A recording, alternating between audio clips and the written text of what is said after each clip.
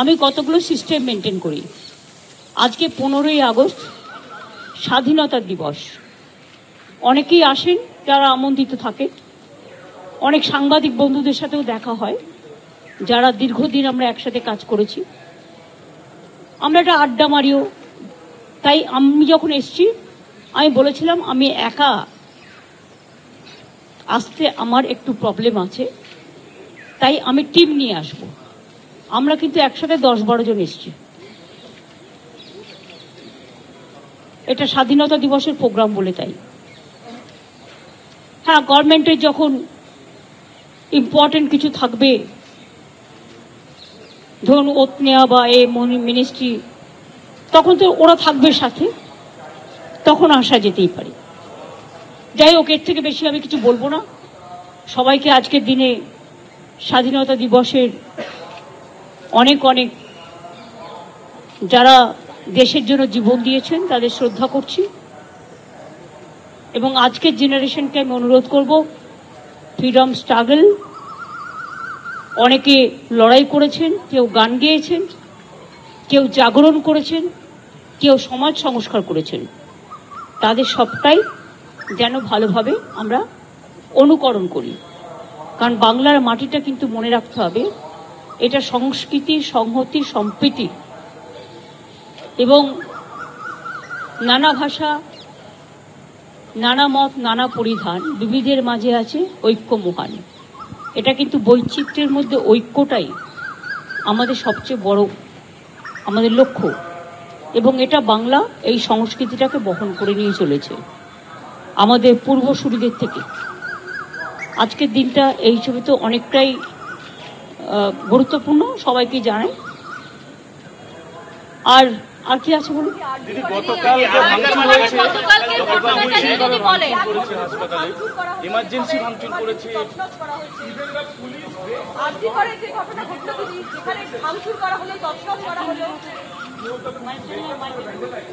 Mic नहीं जाओ, একজন মাইকে বলো, তাই বলো।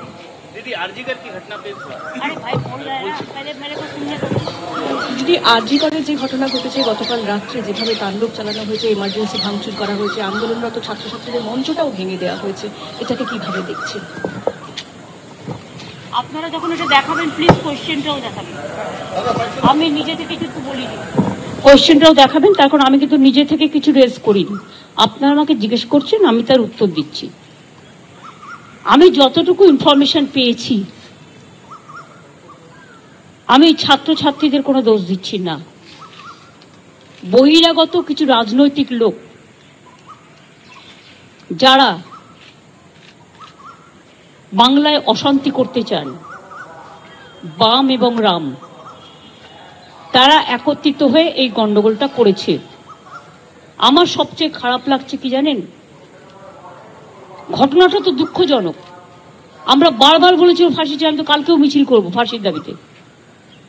তদন্ত তাড়াতাড়ি হোক, আমরা তো রবিবারের মধ্যে শেষ করব ঠিক করেছিলাম। তা কোর্ট যখন সিবিআইকে দায়িত্ব দিয়েছে, তারা যে সহযোগিতা চাইবে আমরা করব, এবং আমরা সমস্ত ডকুমেন্ট দিয়েছি। যেগুলো কিছু কিছু লিক করা হচ্ছে, সেটা আমাদের পুলিশ যখন এনকোয়ারি করছিল কিছু লিক হয়নি, কারণ সুপ্রিম কোর্টের একটা ইনস্ট্রাকশন আছে, মৃতদেহের ছবি বা তার নাম বা মিডিয়া ট্রায়াল যতক্ষণ পর্যন্ত এনকোয়ারি শেষ না হচ্ছে ততক্ষণ করা যায় না। তাও আমরা কাল দেখেছি।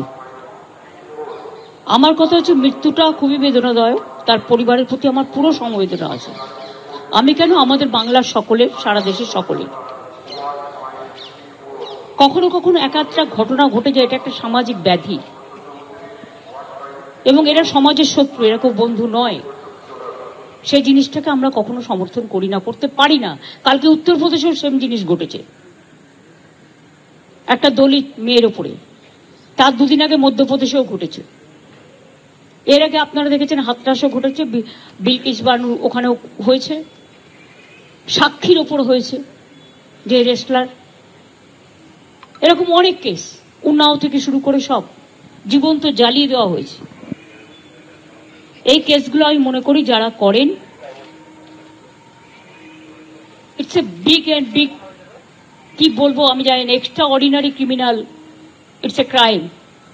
বিগ ক্রাইম, এর কোনো শাস্তিতে লাভ নেই, একটাই শাস্তি, ফাঁসি দিয়ে দাও, যাতে একজনকে ফাঁসি দিলে অন্যরা কিছু করবার আগে ভয় পায়। কিন্তু আমি এটা নিশ্চয়ই বলবো, প্রকৃত দোষী যেন শাস্তি পায়, নিরপরাধী যেন না পায়। কারণ ধনঞ্জয় চ্যাটার্জির কেসটা এখন প্রতিদিন কাগজে লেখা হচ্ছে, তার হয়ে একজনকে সাক্ষী দিতে বলা হয়েছিল, যে সাক্ষী দিয়েছিল সে স্বীকার করছে যে আমার পাপবোধ হচ্ছে, আমাকে দিয়ে তখন জোর করে বলানো হয়েছিল। এই দিকটা আমরা যেন লক্ষ্য রাখি, দোষীরা শাস্তি পাক, কিন্তু কোনো নিরপরাধীকে যেন এই শাস্তি পেতে না হয়। যে ডাকতে পারে, সবাইকে কথা বলতে পারে, আলোচনা করতে পারে, কারো কোনো কোয়ারি থাকলে ডাকতেই পারে, এটা তো ইনভেস্টিগেশনের নিয়ম। আমাদের পুলিশও প্রায় 34 জনকে ডেকেছিল, বাদবাকি আরো কিছু ডাকার কথা ছিল, আমাদের টাইম ছিল রবিবার পর্যন্ত। এটা আমি তোর বাবা মার সাথে কথা বলেই ঠিক করেছিলাম যে রবিবার পর্যন্ত যদি আমরা তদন্ত শেষ করতে না পারি তাহলে আমি সিবিআইকে দিয়ে দেবো। এবং আপনারা দেখুন, আমি সোমবার দিন ওনাদের বাড়িতে গেলাম, ঘটনা ঘটেছে শুক্রবার, পুলিশের হাতে টাইম ছিল মঙ্গল, বুধ, বৃহস্পতি, শুক্র, শনি। তার আগে কোর্ট অর্ডার দিয়ে দিয়েছে, আমাদের কোনো আপত্তি নেই, কোর্ট যা ভালো বুঝেছে করেছে। এবং আমি মনে করি যে কোর্ট 2-3টে কথা বলেছে, তার মধ্যে সিবিআই যেমন বলেছেন, সাথে সাথে এটাও বলেছেন যে আমি চাই যে যারা পরিষেবা দিচ্ছেন না তারাও কাজে যোগদান করুক। আমাদের তরফ থেকে হেলথ প্রিন্সিপাল সেক্রেটারি অনেকবার অনুরোধ জানিয়েছে, আমিও পাবলিকলি অনেকবার অনুরোধ জানিয়েছি যতটা সম্ভব। যে ক্ষতি হয়েছে কালকে আরজি করে, যারাই তাণ্ডব করেছে তারা কিন্তু ছাত্র আন্দোলনের সাথে, এই আরজি করের ছাত্র আন্দোলনের সাথে যুক্ত নয়, তারা আউটসাইডার আমার যতদূর মনে হয়। আমি যতটুকু ভিডিও দেখতে পেয়েছি, কারো হাতে ন্যাশনাল ফ্ল্যাগ, তারা হচ্ছে বিজেপি, আর কারো হাতে ডিওয়াইএফ এর সাদা লাল ফ্ল্যাগ। আমার কাছে 3টে ভিডিও আছে, আমি দেখেছি। কালকে পুলিশকে যেভাবে আক্রমণ করা হয়েছে, আমাদের একজন ডিসি যিনি নিরাপত্তার জন্য ওখানে ছিলেন, আমার 2জন ওসিও ছিলেন, 1 ঘন্টা তাকে খুঁজে পাওয়া যায়নি, আনকনসাস অবস্থায় তাকে উদ্ধার করা হয়। তখন তার মাথা ফেটে মানে চুরচুর করে রক্ত পড়ছে। তাকে আমি সঙ্গে সঙ্গে রাত 3টে আমি পুলিশকে বলি ওকে অ্যাপেলেতে নিয়ে যাওয়ার জন্য, কারণ ব্রেন স্ক্যান ট্যান করতে হবে। আর এটা অনেক সময় মাথায় আঘাত পড়লে কোমা টোমাতে চলে যায়, সঙ্গে সঙ্গে ট্রিটমেন্টটা ঠিক মতো না হলে। তাছাড়াও অনেকেই মার খেয়েছে পুলিশের, কিন্তু আমি একটা সাধুবাদ তাদের দেবো, তারা ধৈর্য হারাননি। এত তাণ্ডব দেখেও তারা সহ্যের সীমা হারায়নি, তারা শান্তির জন্য কাউকে আঘাত করেনি, এটা ভালো। বাঁধ ভেঙে গেলে, একটা গান আছে না রবীন্দ্রনাথ ঠাকুরের, বাঁধ ভেঙে দাও, বাঁধ ভেঙে দাও, বাঁধ ভেঙে দাও। বাঁধটা ভাঙা উচিত না। আন্দোলনের পরিসীমা, আন্দোলনের সীমা যারা আন্দোলন করে তাদের নজরে রাখতে হয়। আমি ছোটবেলা থেকে আন্দোলন করেই জন্মেছি, আন্দোলন করেই বড় হয়েছি। আমরা কোনোদিন হসপিটালের ভেতরে গিয়ে সব তাণ্ডব করিনি, ফায়ার ব্রিগেডে গিয়ে এসব করিনি, এসব মাথায় রাখবেন। দীর্ঘদিন দাঙ্গার সময় রাজনীতি করিনি, বাবরি মসজিদ ধ্বংসের সময় আমি নিজে, তখন রাইটার থেকে কেউ বেরোচ্ছিল না, আমি নিজে বুদ্ধবাবুদের গিয়ে বলেছিলাম বলুন আমার কোনো সাহায্য লাগবে কিনা, কারণ সেই কদিন আমি একা রাস্তায় ছিলাম আর কেউ ছিল না। আর তখন একদিন শুধু 4-5 দিন বাদে মাদার টেরিজার সাথে আমার একটা দেখা হয়েছিল লামাটিনায়, লোরেটো শিয়ালদার একটা স্কুলে, সেখানে হঠাৎ করে দেখা হয়ে গেল, কারণ আমি রিলিফ দিতে গিয়েছিলাম। তাছাড়া কেউ সেদিন রাস্তায় ছিল না। 7-8 দিন দাঙ্গায় প্রচুর মানুষ মারা গিয়েছে। এবং আজও আমি আপনাদের বলি, অনেক পরিষেবা না পেয়ে ফিরে যাচ্ছে গ্রামের গরিব লোকগুলো, তাদের ক্ষমতা নেই, তারা বিনা পয়সায় হাসপাতালে চিকিৎসা পায়, স্বাস্থ্যসাথী কার্ড আছে। আজকে আমি শুনলাম মারা তো গেছে কয়েকজন, বাচ্চা থেকে প্রেগনেন্ট মাদার থেকে শুরু করে বিনা চিকিৎসায়, চিকিৎসা দেওয়া হয়নি।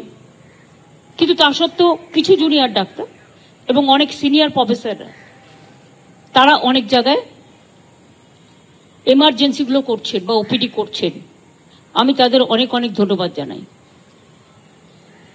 আর বাদবাকি যারা ধর্মঘটে এখনো আছেন, সবটাই তো মেনে নেওয়া হয়েছে, অত কিছু বাকি নেই। আর এখন তো আমাদের হাতেও কেসটা নেই, কেসটা তো সিবিআই হাতে। আপনাদের কিছু বলার থাকলে আপনারা সিবিআইকে গিয়ে বলুন, আমার কোনো আপত্তি নেই, কোর্টকে গিয়ে বলুন। ম্যাটারটা তখন সাবজুডিস হয়ে গেছে। কাজে আমাদের তো এক্ষেত্রে সাহায্য করা ছাড়া আর তো কিছু নেই। কিন্তু দুটো ফ্লোর পুরো ভেঙে দেওয়া হয়েছে, মেডিসিনগুলো লোপাট করা হয়েছে, এবং যত ইনফ্রাস্ট্রাকচার, ইকুইপমেন্টস, ইঞ্জেকশন থেকে শুরু করে যা যা লাগে টোটালটাই ধ্বংস করা হয়েছে। প্রায় আমি শুনেছি এটা, আমরা এখনো টোটালটা অনেক টাকার ইনফ্রাস্ট্রাকচার নষ্ট করা হয়েছে। নতুন করে আবার হবে কিনা আমি জানি না, কারণ এগুলো করতে, এত মেটেরিয়ালস রাখতে, এই হসপিটালগুলোতে আমাদের প্রচুর মেডিসিন থাকে, প্রচুর স্যালাইন থাকে, প্রচুর অক্সিজেন থাকে, প্রচুর সিসিটিভি থাকে, প্রচুর ইঞ্জেকশন থাকে, আরো নানা রকম জিনিস, এমআরআই থেকে শুরু করে স্ক্যান থেকে শুরু করে অনেক কিছু থাকে। এবং আজকে আমি শুনলাম দু একজন পরিবার বলেছেন যে আমরা এখানে পেশেন্ট রাখবো না, ট্রিটমেন্ট হচ্ছে না, তার থেকে বেটার হচ্ছে আমরা বাড়ি নিয়ে যাব।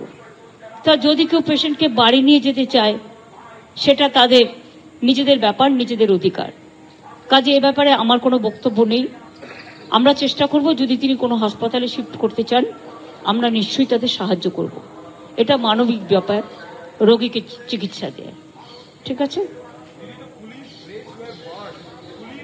পুলিশের ড্রেস পুড়িয়ে দেওয়া হয়েছে, পুলিশের মাথা ফাটিয়ে দেওয়া হয়েছে, পুলিশকে জঘন্যভাবে আক্রমণ করা হয়েছে। আমরা কি একবারও ভাবি দুর্গাপুজোর সময় নিরাপত্তা দেয় কারা? কারা দেয়? কলকাতা পুলিশ দেয়, স্টেট পুলিশ দেয়।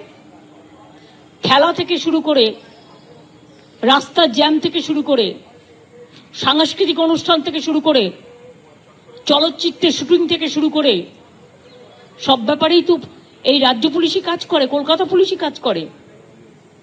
তাদের মারধরের ব্যাপারটা কি? তারা তো কিছু করেনি।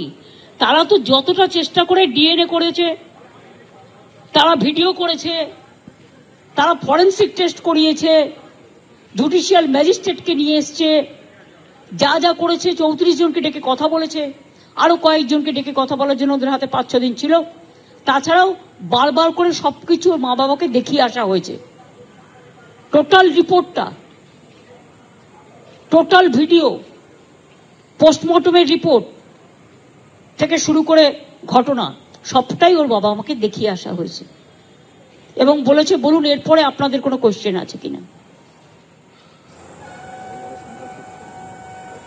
এটুকু থাক। আমাদের বাংলায় স্ট্রাইক হয় না, কারণ আমাদের স্ট্রাইক বন্ধ করা আছে। যে স্ট্রাইকে জয়েন করবে সে নিজেরটা নিজে বুঝে নেবে। বাট আমি সবাইকে আবেদন করব সব খোলা রাখতে। বাংলাকে অচল করে দেওয়ার পরিকল্পনা করে সন্ত্রাস করার একটা চক্রান্ত চলছে বাম আর রাবের। আমি সবাইকে বলবো, সব সোশ্যাল নেটওয়ার্কের সবটা কিন্তু ঠিক নয়। আজকাল এআই এর মাধ্যমে, আমি জানি না, হয়তো আমার মুখ বসিয়ে দিল, আমার গলাটা নকল করে কিছু বলে দিল, এতে বিশ্বাস করবেন না। আমি যখন বলবো সবাইকে বলবো। আর আমি টুইটারে আমি মেসেজ দিতে পারি বড় জোর, কিন্তু আমি বলতে যাবো কেন? দেখুন অনেক প্রেস আছে, তাকে আমি অডিও ভিজুয়াল এড আমি দিতে পারি, ভিডিও দিতে পারি। সুতরাং আপনাদের আমি এটা বলবো বারে বারে, যে টোটাল সোশ্যাল নেটওয়ার্কে যেমন একটা প্লাসও আছে, মাইনাস হচ্ছে সাইবার ক্রাইমের একটা বড় জায়গা। কেউ কেউ ভাবছে মিথ্যে কথা বলে আমার ইউটিউবের চ্যানেলটার দর্শক বাড়িয়ে নিই, এবং বাড়িয়ে নিয়ে আমি একটা ইনকাম করতে পারবো, এটা একটা ব্যবসা হয়ে গেছে। কিন্তু ব্যবসা করতে গিয়ে মিথ্যা অপপ্রচার করে আগুন লাগিয়ে দেওয়া, সাম্প্রদায়িকতা করা, দেশের, মনে রাখবেন, দেশের যে ঐক্য, মাতৃভূমিকে অপমান করা, অসম্মান করা, এটা ঠিক নয়। এদিকে আমি পুলিশকে বলেছি কড়া নজর রাখতে। আমি শুধু কেন, সেদিনকে নীতি আয়োগের মিটিংয়ে প্রধানমন্ত্রী যখন ভাষণ দিচ্ছিলেন, তিনি প্রথম এটাই বলেছিলেন যে সাইবার ক্রাইমটাকে আমাদের খুব সিরিয়াসলি দেখা উচিত। এ ব্যাপারে আমি তার সাথে একমত। দিদি, আরজি করে নিরাপত্তা কি বাড়ানো হবে? বিবৃতিতে দিদি আমরা দেখলাম কেন্দ্রীয় প্রকল্পের কথা সবগুলো আছে, রাজ্যের যে এত ভালো ভালো প্রকল্প আছে আপনার একটা উল্লেখ নেই, সেটা রাজার ব্যাপার, আমি তো প্রজা। দিদি আরজি করে নিরাপত্তা কি বাড়ানো হবে? আমি এ নিয়ে কিছু বলতে পারবো না, কারণ এটা পুলিশ দেখবে। পুলিশকে যদি মারা হয়, যে নিরাপত্তা দিতে গেছে তাকে যদি তার জামা কাপড় পুড়িয়ে দেওয়া হয়, তাকে আটকে রাখা হয়, তার সে আনকনসিয়াস অবস্থায় 1 ঘন্টা পড়ে থাকে, সেটা পুলিশ ডিসাইড করবে। আমি কে? দিদি আপনারা ভেতরে খাওয়া দাওয়া করলেন? Not a single drop of water also.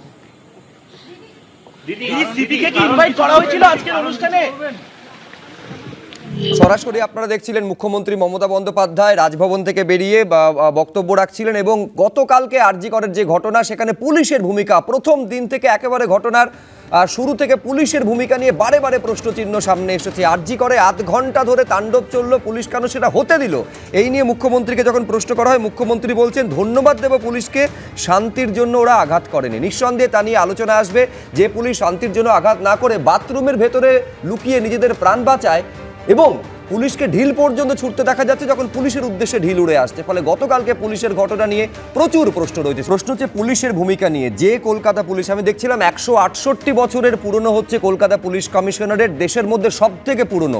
Scotland ইয়ার্ডের সঙ্গে তুলনা করা হয়। এই কয়েকদিন আগে মুখ্যমন্ত্রী নিজে এই পুলিশ ফোর্সকে বিশ্বের সেরা পুলিশ ফোর্স বলে সার্টিফিকেট দিয়েছিলেন। আমি সলিল ভট্টাচার্যের কাছে শুরুতেই আসবো। আমি বলছি সেই পুলিশ ফোর্স নিয়ে দুটো প্রশ্ন। গতকালকের ঘটনা আমি বলছি একেবারে পরিকল্পিতভাবে একদম অর্গানাইজড অ্যাটাক আরজি কর মেডিকেল কলেজের ভেতরে হলো। পুলিশ কি তাহলে আগাম কিছু জানতে পারলো না? কি করছিল পুলিশের ইন্টেলিজেন্স? এক। আর দুই হচ্ছে যে এই ধরনের ঘটনা 8 ঘন্টা ধরে যখন ঘটছে, পুলিশ নাকি বাথরুমের ভেতরে গিয়ে লুকিয়েছিল। আরও একটা বিষয় আমি শুনে অবাক হয়ে গেছে সলিলদা, যখন প্রিন্সিপালকে ঘেরাও করে বিক্ষোভ দেখাচ্ছে নার্সিং স্টাফেরা, তখন একজন বলছেন এই পুলিশ নাকি পেশেন্টের কম্বলের মধ্যে ঢুকে গেছিল। আমি বলছি এইটা যদি হয়ে গিয়ে থাকে, তাহলে পুলিশ, কিছুক্ষণ আগে সিএম বলছিলেন যে পুলিশ শান্তির জন্য কোনো পাল্টা আঘাতে যায় না। আমি বলছি শান্তি রক্ষা এবং সংযমের যদি এই রোল হয়, তাহলে গতকালকের ঘটনাটা বলতে সরি টু সে স্বাভাবিক ঘটনা, এটা হওয়ারই ছিল। দেখো আমি আবার বলছি, এটা planned, organised, deliberate, premeditated crime. এবং 1 নম্বর ইন্টেলিজেন্স ছিল না, কোনো ইন্টেলিজেন্স ছিল না। 2 নম্বর হচ্ছে যেভাবে র্যাম্পেজ করেছে, HDU rampage, ICU damage, all CCTVs আর ব্রোকেন, লক্ষ লক্ষ টাকার ওষুধ, মেশিনারিজ ড্যামেজ। এরপরেও মাননীয় মুখ্যমন্ত্রী বলছেন যে পুলিশ কর্মীদের আঘাত করেছিল, বেশ কিছু পুলিশ কর্মী আহত, including DC not, injured, hospitalise. আমি খুশি যে শান্তির জন্য পুলিশ রিটালিয়েট করেনি।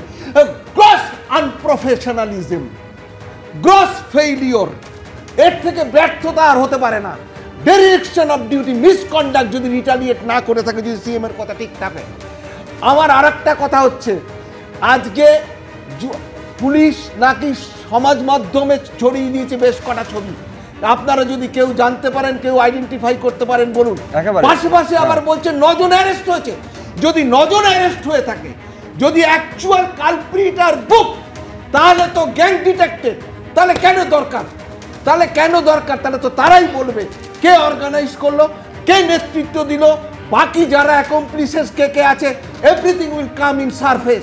তাহলে এই কথার মূল্যটা কি আছে? তাহলে 9 জন লোক, তাহলে ফিকটিশিয়াস লোক অ্যারেস্টেড হয়েছে, তাহলে আমি ধরে নেব তারা কালপ্রিট নয়। তারা স্টেশন চত্বর থেকে বা রাস্তায় ঘুমিয়েছিল, তাদের ধরে নিয়ে এসে ঢুকিয়ে দিয়েছে।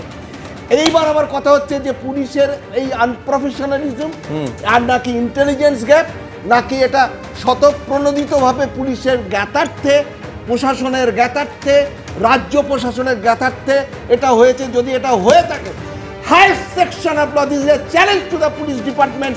কারণ যে চ্যালেঞ্জ ছুড়ে দিয়েছে, তাতে করে deserve without any judicial process আর ইউএপিএতে কেস করা উচিত। It is a war, waging war against the state, waging war against the country, যেভাবে ড্যামেজ করে একেবারে। কিন্তু এই গোটা ঘটনার পেছনে রাজনীতি রয়েছে, স্পষ্ট বলছেন মুখ্যমন্ত্রী মমতা বন্দ্যোপাধ্যায়। বিশেষত বাম বিজেপির দিকে তিনি আঙুল তুলেছেন। কিন্তু নিঃসন্দেহে সেই বিষয় নিয়ে তো আমাদের যারা রাজনৈতিক অতিথি রয়েছে তাদের কাছে ফিরবো। 5-6 জন স্টাফ স্পট ডেট হয়ে যেত যদি আমাদের ইমার্জেন্সির সিস্টার স্টাফ ইনচার্জ না থাকতেন।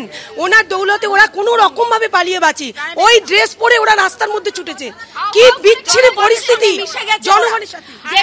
পুলিশ, আমরা কালকে নাইট ডিউটি করেছি, আমরা সারা রাত জেগেছি, আমাদের কোনো সেফটির জন্য হায়ার অথরিটি কোনো খোঁজ করেনি। উল্টে পুলিশরা আমাদের ওয়ার্ডে শেল্টার নিয়েছে। ওরা আমাদের নিচের থেকে পালিয়ে এসে আমাদের ওয়ার্ডে 5 তলায় শেল্টার নিয়েছে। পুলিশের সামনে কেন বলতে পুলিশ সরে গেছে, গুন্ডারা ঢুকেছে, পুলিশ সরে ভেতরে আশ্রয় নিয়েছে, লুকিয়ে বসে আছে আমাদের সামনে গিয়ে বাথরুমে ঢুকছে, সিভিল ড্রেস চাইছে। আমরা গতকাল যা ঘটনা হয়েছে উল্টে ওনাদেরকেই আমাদের প্রোটেকশন দিতে হয়েছে, আমাদের কোনো প্রোটেকশন ছিল। পুলিশকে নিরাপত্তা নার্সদের দিতে হয়েছে। ওনারা তারা কিছু করছিলেন না, আমাদের ওয়ার্ডে ঢুকে গেছিলেন। ওরা ঢুকে কি করছিলেন? ওনারা ওখানে ছিলেন, ওনাদের প্রোটেকশন। আপনারা জিজ্ঞেস করেননি কেন ঢুকেছে? হ্যাঁ, আমরা বলেছি ওনাদের দেখছে, ওনাদের কালকে খুব খারাপ ব্যবস্থা, ওনাদের অবস্থা নাকি খারাপ হয়ে গেছে আমাদের থেকেও, যার জন্য ওরা আমাদেরকে এমনও হয়েছে ওনারা বাথরুমে ঢুকে বলেছে আমাদের লোকানোর জায়গা দিন, আমাদের হচ্ছে বাথরুমে লুকাচ্ছে পুলিশ। হ্যাঁ, আমাদের ওয়ার্ডে এসে বলছে যে আমাদের লোকানোর জায়গা দিন। আমরা যখন এখন বলছি অথরিটিকে যে হচ্ছে আমাদের কেন এই অবস্থাটা নেই হলো, তখন আমাদের অথরিটি বলছে তোমাদের সেফটি তোমাদের হাতে। আমাদের কর্মীরা যখন ঢুকছে তাদের আইডেন্টি কার্ড চেক করা হচ্ছে, অথচ কালকে এতগুলো লোক ঢুকে গেল without any information, without any protection. যখন প্রশাসককে জানানো হচ্ছে তিনি বলছেন তিনি কিছুই জানেন না এই ব্যাপারে। কি করে হয়? এতগুলো মানুষ ঢুকে গেল, আমাদের নিরাপত্তার জন্য কেউ ছুটে এলো না, কেউ কি কিছুই জানে না? যখন বারে বারে বলা হচ্ছে, পুলিশ তখন না তালা খুঁজে পাচ্ছে না কোনো কিছু পাচ্ছে, পুলিশ নিজেই লুকিয়ে যাচ্ছে, বলছে দিদি দৌড়ান, নিজেও দৌড়াচ্ছে আমাদেরকেও দৌড়াচ্ছে। সে নিজে আমাদের প্রোটেকশন দেবে কি, আমাদেরকে উল্টে প্রোটেকশন দিতে হয়েছে। আপনাদেরকে প্রোটেকশন দিতে হয়েছে কেন? কি ঘটনা ঘটেছে? পুলিশ যখন দৌড়ে এসেছে আমাদের দরজাতে, আমাদেরকে দরজা বন্ধ করতে বলতে বলা হয়েছে, ওনারা আমাদের প্রোটেকশন দিতে পারেননি। নাইট ডিউটিতে প্রথম যখন ভাঙচুর হয় তখন আমরা ওখানে যারা আন্দোলন করছে তারাও ছুটছে, পুলিশও ছুটছে। আপনারাও ছুটছেন, পুলিশও ছুটছে। তখন পুলিশ যারা আমাদের আদার্স নার্সিং স্টাফ ছিল তাদেরকে সিভিল ড্রেস চেয়ে বাথরুমের ভেতর লুকিয়েছিল এবং বলেছিল যে আমাদেরকেও বাঁচান, এরকম একটা কন্ডিশন। সেখানে পুলিশ প্রার্থনা করছে আপনাদেরকে বাঁচাতে। হ্যাঁ, সেখানে পুলিশও দৌড়াচ্ছে, নার্সিং স্টাফও দৌড়াচ্ছে, আর যারা এই ঘটনাগুলো ঘটানো তারা এসে ভাঙচুর করে, এমার্জেন্সি ভাঙচুর করে, পেশেন্ট হ্যারাস করে, স্টাফ নার্সকে হ্যারাস করে, সবাইকে মানে বুঝিয়ে দিয়ে চলে গেল যে রাত মহিলাদের জন্য নয়। এখন গাইনির বিল্ডিং এ ঢুকেছিল, আমাদেরকে এরকমই বলেছে। আমরা যেটা শুনছি যে ভগবানকে ডাকুন, আমার বাড়িতেও তো বউ বাচ্চা আছে, আমরা আপনাদের কি বাঁচাবো।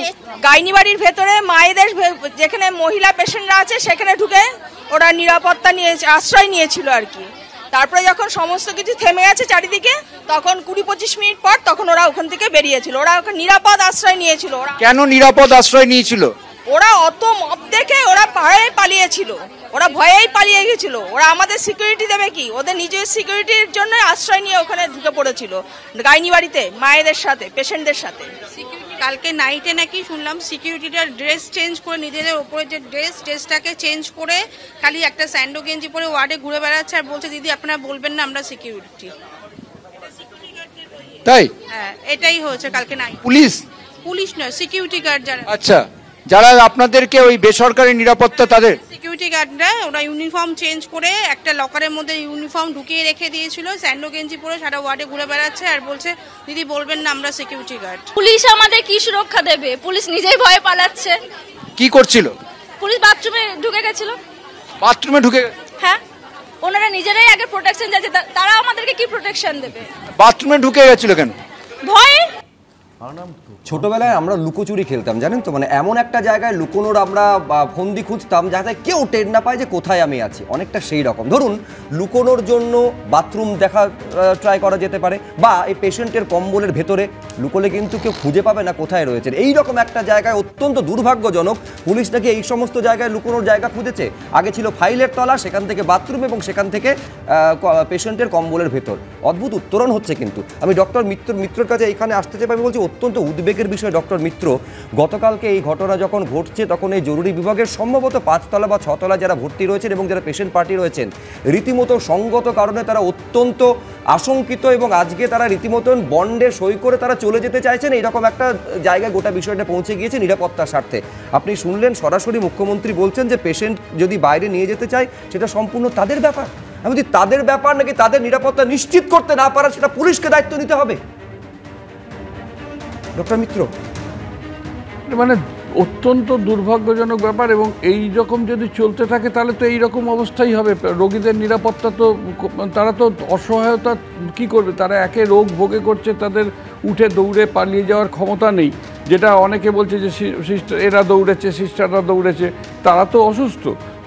তাদের নিরাপত্তা দেওয়ার জন্য যারা রয়েছে সেই সিকিউরিটি স্টাফ, সেই পুলিশ, তারা যদি লুকোয় তাহলে তো তারা চোখের সামনে দেখছে, তারা কি করবে? আর আমার খারাপ লাগছে এটা সবই ঘটছে এই আরজি করের ওপর। আরজি কর আমিও এক্স স্টুডেন্ট ওখানকার, আমি ওখানকার এক্স স্টুডেন্ট অ্যাসোসিয়েশনের প্রেসিডেন্ট 2 বছর ছিলাম, এবং সেই ক্ষেত্রে আমার কলেজে এটা আমার একটা নিজস্ব আবেগ বলতে পারেন, অ্যাডিশনাল।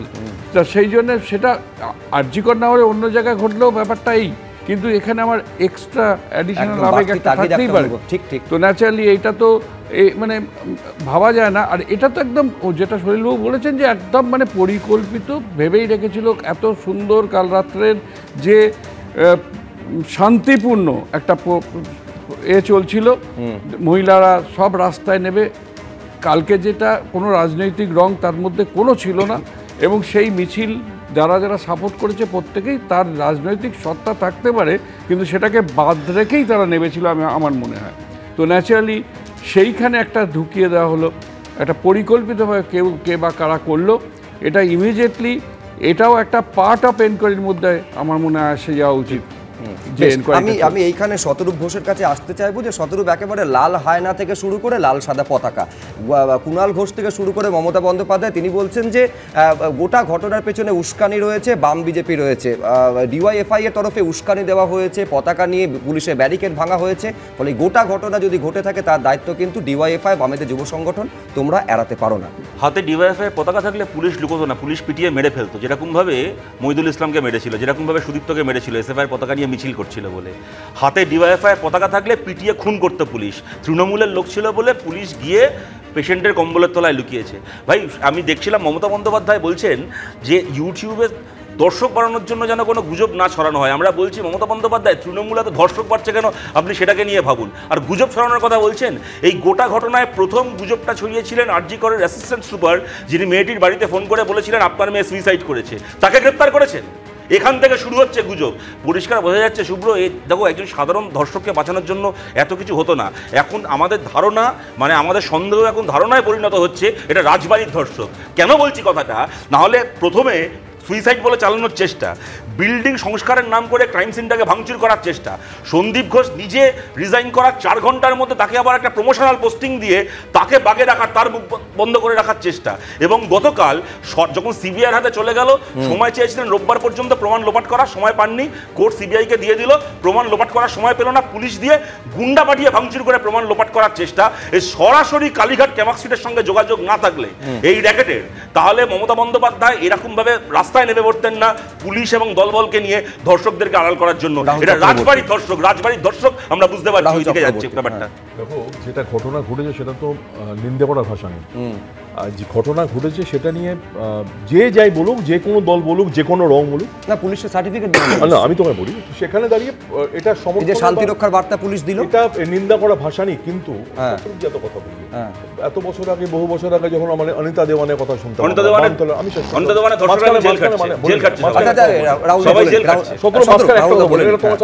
মাঝখানে বলিনি, বানতলায় যখন যদিবাবু বলেছিল ঘটনা অনেক ঘটতি, মানে বহু ঘটনা ঘটে, ধানতলায় কি হয়েছিল, ফুটবলবাসীর নীলোফারের কি হয়েছিল, একের পর এক বললে তখন তো সেই সময় রাজবার বাড়ির নিজেরা ধর্ষক ছিলেন কিনা এই নিয়ে এখন প্রশ্ন ওঠা উচিত।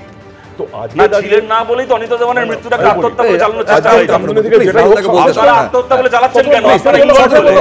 করেনি, তুমি ইন্টারাপ্ট করো না প্লিজ, পছন্দ নাই হতে পারে, একটু বলতে দাও না। কিন্তু আমি শুনলাম তোমার কথা আজকে দাঁড়িয়ে। সুতরাং এখানে মমতা বন্দ্যোপাধ্যায় বা রাজ্য সরকার কখনো বলেনি ঘটনাটা নিন্দনীয় নয় বা এটা দুর্ভাগ্যজনক নয় বা এটা মানে নিন্দা করার ভাষা নেই। আপনি কি এটা বলতে চাইছেন যে ডিওয়াইএফআই ওপর ওদিক থেকে হামলা চালিয়েছে তাই দেখে পুলিশ বাথরুমে লুকিয়ে পড়েছে? আমার বক্তব্য, পুলিশ সেখানে শান্তি রক্ষা এবং সংযমের বার্তা দিয়ে এই হুলিগানিজমটা করতে দিয়েছে। আমি বলি তোমাকে, যে শান্তি মিছিলের বার্তা যেখানে হাজার হাজার লোক জড়ো হয়েছে, তুমি আরজিকর ছাড়া বাকি জায়গাগুলো দেখো, প্রত্যেকটা রাজ্যের বিভিন্ন অ্যাঙ্গেল দেখাও, ওখানে দাঁড়িয়ে আমরা নিজেরা দেখেছি ডিওএফআই এর পতাকা জল জল করে জ্বলছে। আমরা দেখেছি ওখানে দাঁড়িয়ে পলিটিক্যাল পতাকা না নিয়ে আসার জন্য অঙ্গীকার করেছিল, তারা পলিটিক্যাল পতাকা নিয়ে এসে প্রভোগ করার কোনো দরকার ছিল না। তো আজকে দাঁড়িয়ে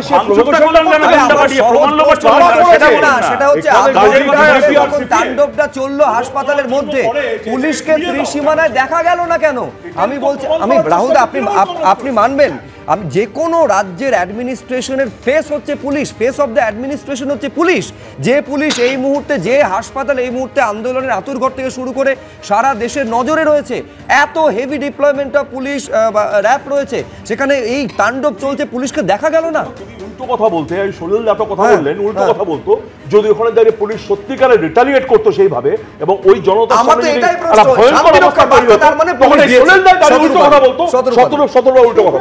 শুভ্রজিৎ, কালকে যে ঘটনা ঘটেছে এবং রাত্রির অবধি তোমরা যেভাবে কভারেজ দিয়েছো, স্পেশালি তুমি, আমি তোমাকে কুর্নিশ জানাই, কারণ আমি রাত্রির অনেক রাত্রির অবধি রাস্তায় ফিরেও, রাস্তা থেকে ফিরেও বাড়িতে আমি দেখলাম যে তোমাদের যেভাবে কভারেজ দেখাচ্ছ, রিয়েলি আমি কুর্নিশ জানাচ্ছি তোমাদের।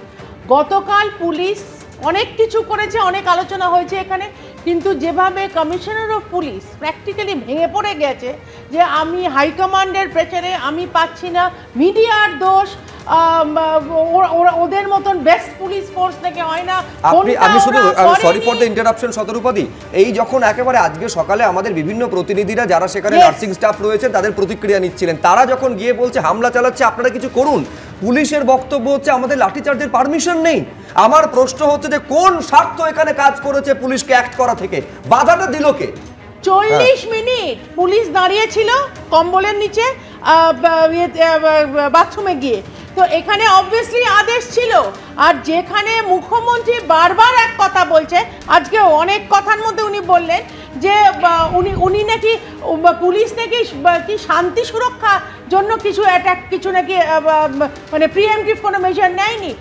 কার আদেশে? আজকে শতরূপ একদম ঠিক বলেছে, যদি সত্যি সত্যি কোনো পলিটিক্যাল ফ্ল্যাগ থাকতো ওরা মেরে গুঁড়িয়ে দিত পুলিশকে। পুলিশ জানতো এই জিনিস হবে, পুলিশ জানতো, পুলিশ 40 মিনিট এই জিনিসটাকে হতে দিয়েছে এবং তারপরে পুলিশের কমিশনার এসে তোমাদের সামনে মিডিয়াকে ধরে 1 সেকেন্ড, আমি তোমার সময় কোনো কথা বলিনি, তোমাদের এসে বলছে যে তোমাদের দোষ, মিডিয়ার দোষ।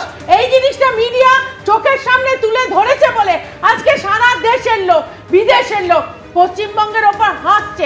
আমি শুধু দুটো কথা এক্সট্রা বলতে চাই, মুখ্যমন্ত্রী এখানে বলছে যেটা নাকি সামাজিক ব্যাধি আর এইসব নাকি একাধটা হয়ে থাকে, তাহলে মুখ্যমন্ত্রী কিসের জন্য আছে যদি সামাজিক ব্যাধি হয়? আমার প্রশ্ন হচ্ছে একাধিক জায়গায় পুলিশ অত্যন্ত দ্রুত পদক্ষেপ নিয়ে, অনেক ক্ষেত্রে তো পুলিশের বিরুদ্ধে অতি তৎপরতার অভিযোগও ওঠে, সেইখানে পুলিশ আধ ঘন্টা ধরে কার্যত সাইলেন্ট মোডে চলে গেল কোন কারণে আমরা জানি না, এর পেছনে রহস্যটা কি রয়েছে। কিন্তু fact of the matter is that যে আজকে যারা সেখানে ভর্তি রয়েছে লক্ষ লক্ষ টাকার, আপনারা ভাবতে পারেন জীবনদায়ী ওষুধ নষ্ট করে দেওয়া হয়েছে। আমি শুনছিলাম একজন চিকিৎসক বলছিলেন যে 30 সেকেন্ডসের মধ্যে যিনি মারা যাবেন, মৃত্যুপথযাত্রী, একটা ওষুধ একটা যন্ত্র তাকে সেখান থেকে ফিরিয়ে আনতে পারে, নষ্ট করে দেওয়া হয়েছে ওই সমস্ত কিছু। আমি আরেকবার এখানে সলিল ভট্টাচার্যের কাছে আসতে চাই। আমি বলছি সলিলদা, আপনি কি বিশ্বাস করেন যে পুলিশ যদি চাইতো, একেবারে কলকাতা পুলিশ সেখানে আধ ঘন্টা ভেতরে আরজি করে হাসপাতালে এবং বাইরে প্রায় ঘন্টা 3 ধরে এই তাণ্ডবটা চলতে পারতো? দেখো, পুলিশের সদিচ্ছা থাকলে, মানে এখন তো ধরো ঘটনা তোমার এখনো তো 16 ঘন্টা 17 ঘন্টা পেরিয়ে গেছে, এতক্ষণে তো entire gang should have been arrested, মানে কুড হ্যাভ বিন অ্যারেস্টেড। যদি তোমার যদি ইন্টেনশনটা যদি সঠিক থাকতো, পুলিশ যদি সত্যিই চেষ্টা করতো, এতক্ষণে গ্যাং প্রেস ডিটেক্টেড, সব গুপ্ত হয়ে যেত, and under highest sections of law of the country, highest sections of the law of the country, এটা যাতে একটা এক্সাম্পলারি অ্যাকশন হয়, সেটা যদি না নিতে পারে, আমি বলছি ভবিষ্যতে এই রাজ্যের পুলিশ কোনোদিন গুনস, ক্রিমিনালস এবং অ্যান্টি সোশ্যালদের এগেনস্টে কোনো ট্যাঞ্জিবল রেজাল্ট পাবে না। বেশ, আমি এখানে ডক্টর মিত্রর কাছে আসবো। ডক্টর মিত্র শুরুই করেছিলেন যে আমি আরজি করের প্রাক্তনী, আমি আরজি করের আরেকজন প্রাক্তনী ডক্টর মিত্র শান্তনু সেন, তিনি বলছেন যদি প্রয়োজন হয়, প্রয়োজনে বা সন্দীপ ঘোষ যিনি এক্স প্রিন্সিপাল তাকে কাস্টাডিতে নিয়ে পর্যন্ত জিজ্ঞাসাবাদ করা উচিত। আপনার কি মনে হয় যে সেইভাবে কাস্টাডিতে নিয়ে জিজ্ঞাসাবাদের পথে যদি সিবিআই হাঁটে আসল ঘটনা খুব দ্রুত সিবিআই সামনে আনতে পারবে?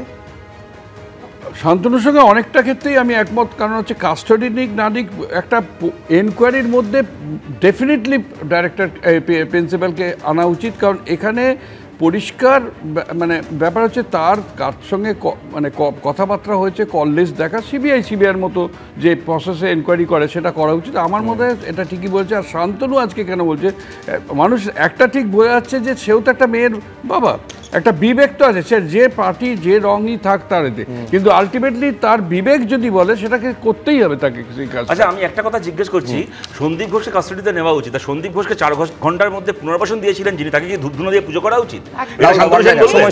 এই যে মুখ্যমন্ত্রী বলছেন একটা কথা, তুমি উত্তর দেবে। মুখ্যমন্ত্রী বলছেন ধর্ষিতা মেয়ের নাম বলা যায় না, ঠিক।